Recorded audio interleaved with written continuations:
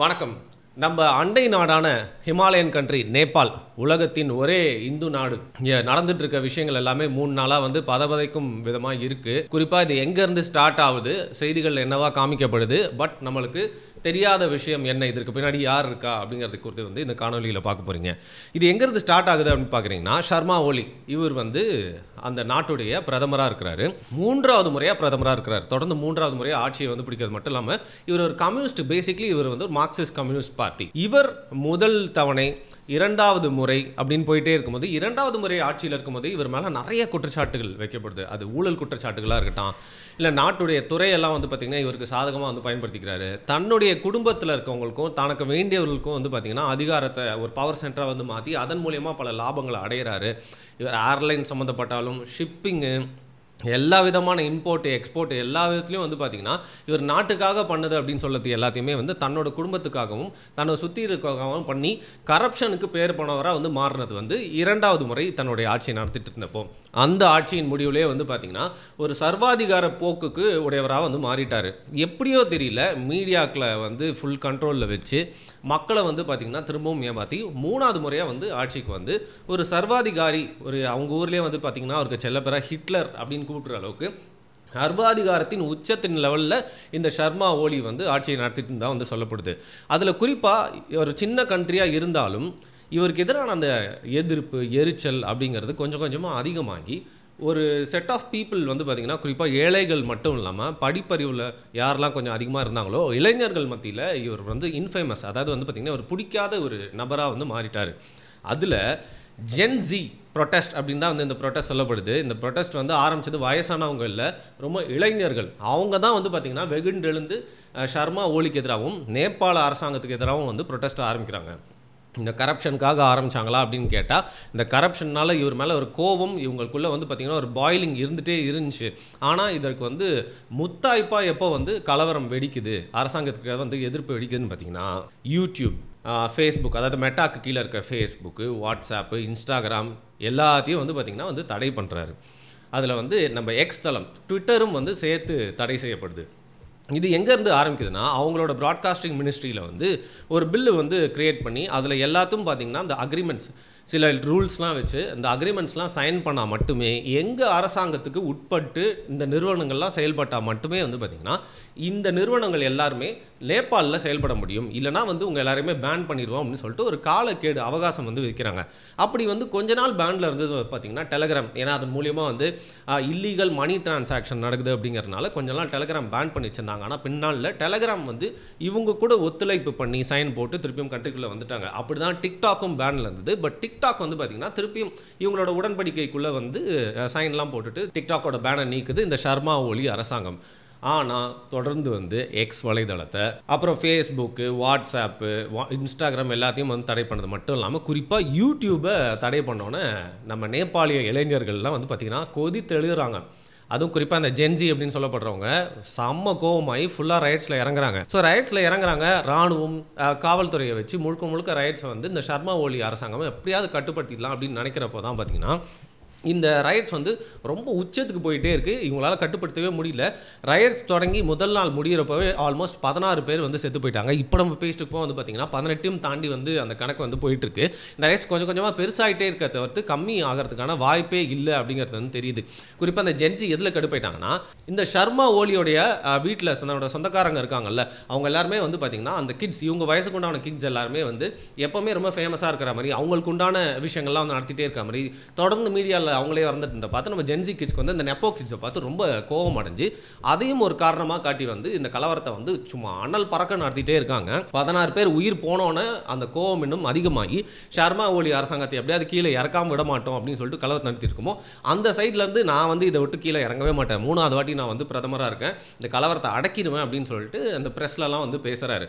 அப்படி இருக்கப்போ தான் வந்து பார்த்திங்கன்னா அதுக்கும் அடுத்த நாள் இந்த கலவரம் டபுள் மடங்காக வந்து வெடிக்குது. இந்த ஜென்ஸி கிட்ஸ் கூட வந்து பொதுமக்களும் பல பேர் வந்து கலந்துக்கிறாங்க. அதில் வந்து ஒரு கலவரம் நடந்தால் என்ன ஆகுமோ அதெல்லாம் வந்து நடக்குது. குறிப்பாக வந்து பார்த்திங்கன்னா பப்ளிக் இல்லை இருக்க எல்லா விஷயங்களையும், அதாவது அரசாங்கத்துக்கு சொந்தமான வாகனங்களாக இருக்கலாம், அப்புறம் அரசாங்கத்துக்கு சொந்தமான கட்டிடங்களாக இருக்கலாம், இது எல்லாத்தையும் வந்து அடித்து உடைக்கிறாங்க. ரோட்ஸ் எல்லாம் வந்து பிளாக் பண்ணுறாங்க. அப்புறம் அரசாங்க கட்டிடங்கள்லாம் வந்து எரிக்க ஆரம்பிக்கிறாங்க. புனித தலங்களை விட்டுட்டு மற்ற எல்லா இடத்தையுமே வந்து செம்ம டேமேஜ் பண்ணுறாங்க. இதில் காவல்துறை வந்து அந்த கண்ட்ரிக்குள்ளேருந்து வெளில வரவங்க, வெளிலேருந்து உள்ளே போகிறவங்க எல்லாத்தையும் வந்து பிளாக் பண்ணிட்டாங்க. ஸோ வந்து நாடே ஸ்தம்பிச்சு போச்சு. ஒரு சின்ன நாடாக இருக்கிறதுனால ஈஸியாக இது வந்து நடந்துச்சு. 1.5 நாள்லேயே வருது அப்படின்னு பார்க்கலாம். அந்த நேரத்தில் இதுக்கெல்லாம் உச்சத்துக்கு போய் பிரதமரோட அந்த சர்மா ஒலியோட வீட்டை வந்து எரிச்சிடுறாங்க. அதற்கு மேலே வந்து இந்த சர்மா ஒலி என்ன நினச்சாரோன்னு தெரியல, தன்னுடைய பதவியை வந்து இதற்கு மேலே நான் வந்து இதை சமாளிக்க முடியல அப்படின்னு சொல்லிட்டு குறிப்பாக வந்து லா அண்ட் ஆர்டர் தன்னோட கட்டுக்குள் இல்லாமல் வந்து கலவரம் உலக லெவலில் பேசப்பட்டுச்சு அப்படின்னோடனே நிர்பந்தத்தின் பேரில், இதுக்கு பின்னாடி வேறு ஒரு அரசியலும் இருக்குது, பட் நிர்பந்தத்தின் பேரில் வந்து இந்த சர்மா ஒலி பதவியை விட்டு கீழே இறங்குறாரு. அப்புறம் கொஞ்ச நேரம் கழிச்சு கலவரம் அதோட நிற்கலை.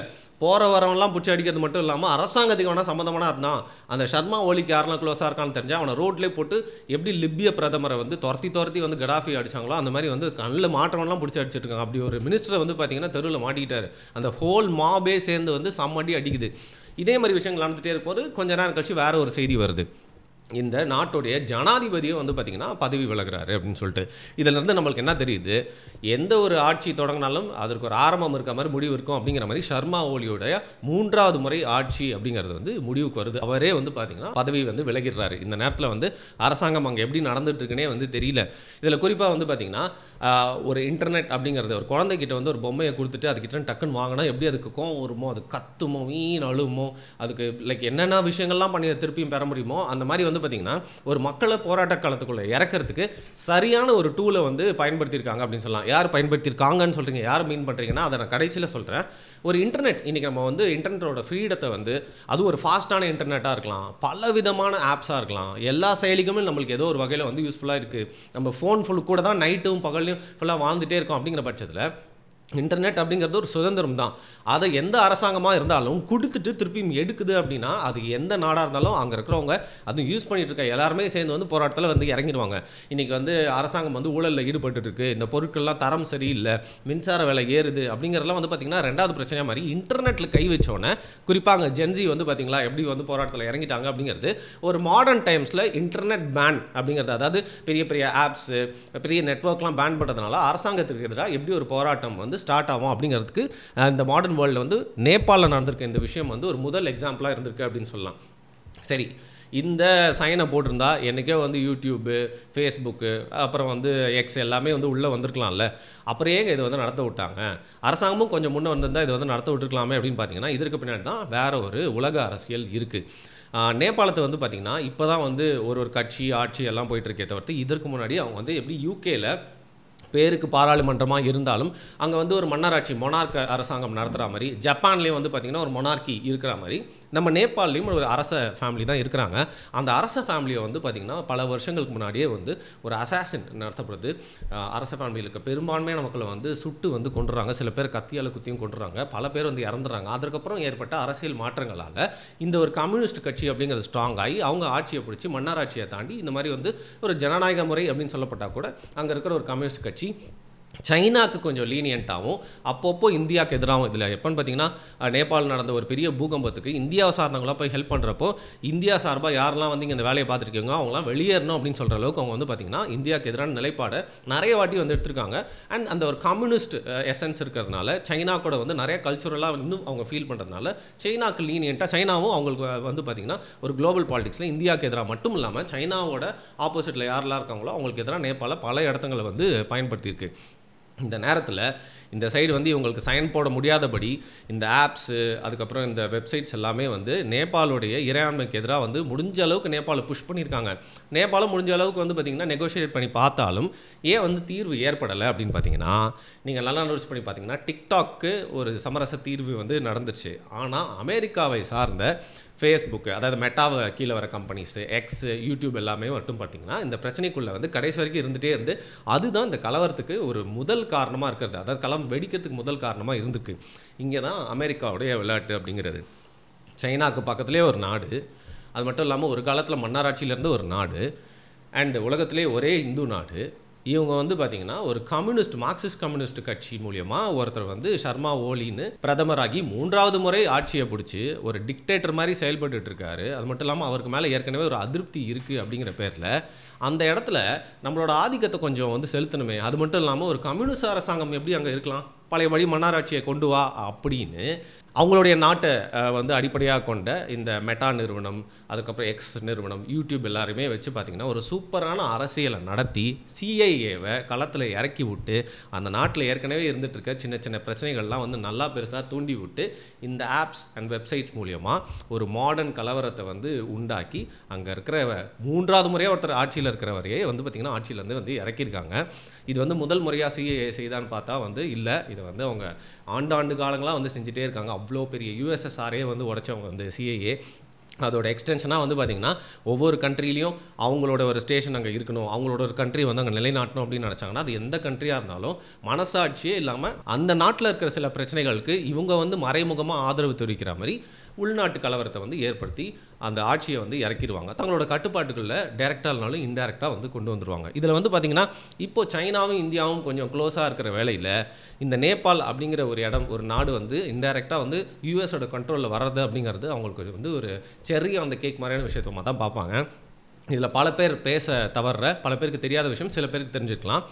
இந்தியாவிலேயே நார்த் ஈஸ்டில் பல அதிருப்திகள் வந்து நிலவிட்டு இருக்கிறதுனால அங்கே வந்து ஒரு பெரிய கிறிஸ்டியன் பாப்புலேஷன் இருக்கிறதுனால இந்தியாவில் இருக்கக்கூடிய பிரச்சனையை பயன்படுத்தி அங்கே ஒரு கிறிஸ்டியன் கண்ட்ரியை உருவாக்குறதுக்காக யூஎஸ் ரொம்ப நாளாக பிளான் பண்ணிட்டு இருக்காங்க அப்படின்னு சொன்னால் டே என்னடா லூஸ் மாதிரி பேசுகிறேன்னு நீங்கள் சொல்லுவீங்க. பட் உலக அரசியலில் தொடர்ந்து ஃபாலோ பண்ணிட்டு இருக்கவங்க நிறைய விஷயங்களை லேடாக பார்க்குறவங்களுக்கு இப்படி ஒரு விஷயம் தெரியும். அப்படி தான் இன்றைக்கி நேபாள் கலவரத்தில் வந்து ஒரே ஒரு டைமென்ஷனில் பார்க்காம இன்னொரு பார்வையில் இதுக்கு பின்னாடி யார் இருக்கா அப்படிங்கிற ஒரு கேள்வி உங்கள் மனசில் எழுந்துச்சுன்னா அதற்கு சிஐஏயோட பங்கு இருக்கிறதுக்கான ஒரு பெரிய வாய்ப்பு இருக்குது. இதை வந்து சீனா வந்து சும்மா பார்த்துட்டு இருக்க மாட்டாங்க. ஏன்னா யூஎஸோட இன்ஃப்ளூயன்ஸ் வந்து அவங்களோட நெய்பரிங் கண்ட்ரீஸில் வந்துச்சு அப்படின்னா சீனா அதை வந்து ஒரு பெரிய த்ரெட்டாக ஃபீல் பண்ணுறது மட்டும் இல்லாமல் இதை எப்படி வந்து டேக்கிள் பண்ணலாம் அப்படின்னு பார்ப்பாங்க. இந்தியாவும் ஒன்றும் சும்மா இல்லை, நம்மளோட நெய்பரிங் கண்ட்ரி நேபாள் ஒரு ஜியோ பாலிட்டிக்ஸ்க்காக எங்கேருந்து வந்து அமெரிக்கா அதை பயன்படுத்திக்கிட்டாலும் இந்த நேரத்தில் இந்தியாவுக்கு சாதகமாக இதை எப்படி வந்து பார்க்கணும், இந்தியாவுக்கு இதனால் என்ன பிரச்சனை வருது அப்படிங்கிறத உற்று நோக்கிட்டு இருக்காங்க. ஸோ நேபாளில் நம்ம பேசிட்டு இருக்க இந்த நேரத்துலேயும் வந்து பார்த்திங்கன்னா இந்த கலவரம் வந்து அடுத்த கட்டத்துக்கு போயிட்டே இருக்குது. எங்கே முடிவுக்கு வரும், திருப்பியும் நான் சொன்ன மாதிரி வந்து மன்னராட்சி வரதுக்கான சாத்தியக்கூறுகள் இருக்கா அப்படிங்கிறத பொறுத்து இருந்து பார்க்கணும். இதில் கடைசியாக வந்திருக்க அப்டேட் என்னன்னா சில கண்டிஷன்ஸோட வந்து பார்த்திங்கன்னா வேறு வழியே இல்லாமல் இந்த அப்ரைசிங்கை தாங்க முடியாமல் Facebook, Instagram and YouTube, X தளம் எல்லாத்துக்கும் வந்து பேனை எடுத்துட்டாங்க நேபாள் அரசாங்கம். வேறு வழியே இல்லாமல் ப்ரொட்டஸ்டர்ஸ்க்கு வந்து பார்த்திங்கன்னா வந்து மண்டிட்டுட்டாங்க அரசாங்கம். இன்னொரு பக்கம் வந்து இந்த பிரச்சனைக்கு தீர்வு இல்லை அப்படின்னாலும் இளைஞர்களோட ஒரு வெற்றிகரமான ப்ரொட்டஸ்ட்டாக இது வந்து நேபாளில் பார்க்கப்படுது. அவங்களுடைய நாட்டின் வரலாற்றில் வந்து அவங்களுக்கு கண்டிப்பாக நல்ல விதமாகவும் கெட்ட விதமாகவும் ஒரு மறக்க முடியாத ஒரு நாளாக இருக்குது. 19 பேர் இறந்து 100க்கும் மேற்பட்டவர் வந்து படுகாயம் அடைஞ்சிருக்க இந்த வேளையில் இந்த பிரச்சனை உடனே வந்து முடியாது. ஏன்னா நிறைய பேருக்கு இன்றைக்கி ஆப்பர்ச்சுனிட்டிஸ்க்கு பஞ்சம் இருக்குது, வேலைவாய்ப்பில் நிறைய பிரச்சனை இருக்குது. அப்படிங்கிறனால பாவர்ட்டினால திருப்பியும் இந்த பிரச்சனை எப்போ வேணால் ஃபியூல் ஆகி வெடிக்கலாம் அப்படிங்கிறது தான் தற்போதைய நிலைமை. இந்த கலவரம் வந்து இந்த இன்டர்நெட் அப்படிங்கிற விஷயத்தில் ஒரு பெரிய பேன் ஏற்படுத்துறதுனால கலவரம் வந்து அடுத்தடுத்த கட்டத்துக்கு வந்து போகுமா இல்லை டக்குன்னு வந்து நம்ம எதிர்பாராத வகையில் முடிவுக்கு வருமா அப்படிங்கிறத பொறுத்து இருந்து தான் பார்க்கணும். தேவைப்பட்டால் தொடர்ந்து இந்த நேபாள் கலவரத்தை பற்றி அப்டேட்ஸு, புது செய்திகள், இதற்கு பின்னாடி வந்து மறைமுகமாக நடந்துட்டு இருக்க நிறைய விஷயங்களை பற்றி தேவைப்பட்டால் இன்னொரு காணொலியோட உங்களை சந்திக்கிறேன். இதில் நான் சொல்லியிருக்க கருத்துக்களில் நீங்கள் எதெல்லாம் உடன்படுறீங்க, எதெல்லாம் உடன்படலை அப்படிங்கிறத முக்கியமாக வந்து உங்களுடைய கருத்தாக வந்து கீழே பதிவு பண்ணுங்கள். நன்றி, வணக்கம்.